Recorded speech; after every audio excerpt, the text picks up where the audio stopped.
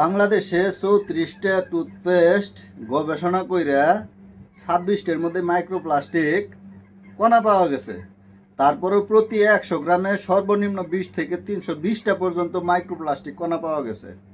তা আমি আমার এই প্রবাস জীবনে আমি যে টুথপেস্টটা ব্যবহার করছি এটার নাম হলো ডাবর হার্বাল ক্যাভিটি প্রোটেকশন।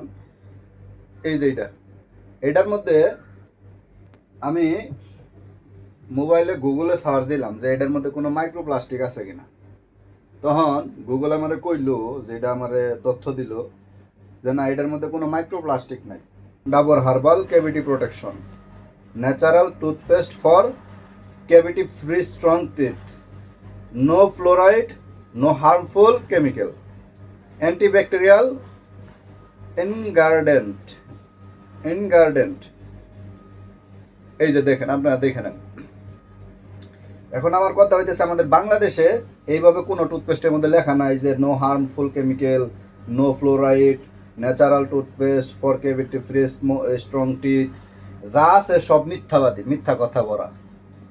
এই যে আমার কাছে আমার ভিডিওটার মধ্যে দেখে নেন। এখন আমি আপনাদেরকে যেটা বোঝাবার চাইতেছি, বলতে চাইতেছি, বাংলাদেশের অধিকাংশ পণ্যই বিএসটিআই অনুমোদিত।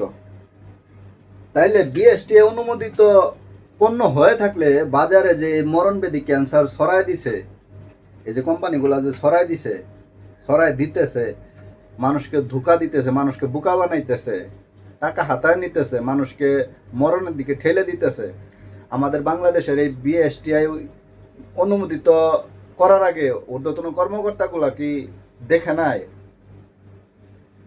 তারা এই চিন্তাটা যদি একবার করতো যে এটা যদি আমার উপরে প্রয়োগ হয়, এটা আমার সন্তানের মধ্যে প্রয়োগ হয়, আমার সন্তান যদি ক্যান্সারে আক্রান্ত হয়ে মারা যায়, বা আমি যদি ক্যান্সারে আক্রান্ত হয়ে মারা যায়, অথবা আমার ফ্যামিলির কেউ যদি ক্যান্সারে আক্রান্ত হয়ে মারা যায়, এই বিএসটি অনুমোদিত করার আগে অন্তত এই জিনিসগুলা ভাবা দরকার ছিল, আমি মনে করি আর কি। আমি বলি না ভুল হয়েছে।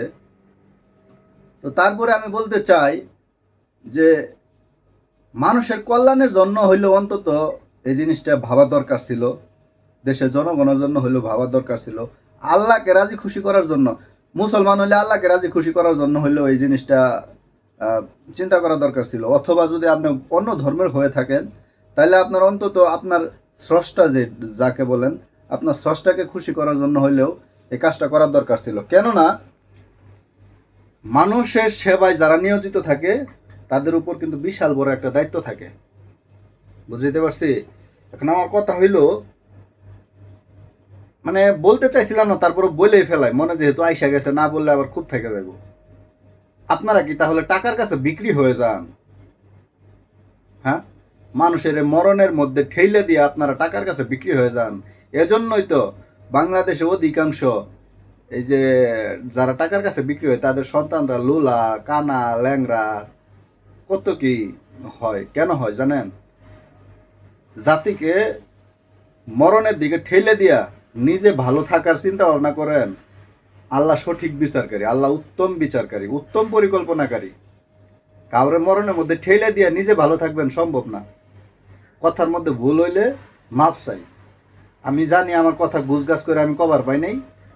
এই জিনিসটা আমি বললাম এই জন্যই, কথাগুলো বললাম এই জন্যই মনের খুব থেকে, যে আমার সোনার বাংলা, আমি তোমায় অনেক ভালোবাসি, জাস্ট এই জন্যই।